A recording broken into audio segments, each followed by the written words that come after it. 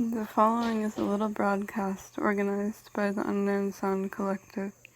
It is intended as a radio archive of experimental artists' interior worlds, these that are externalized through their work, and the interchange through artists' communities. This is a contemporary archive of experimental art making in communities around the world, and the social change this may or may not represent. In short, it is intended mostly as a look into these small worlds, with the idea of generating more thought, and how art can engender hope.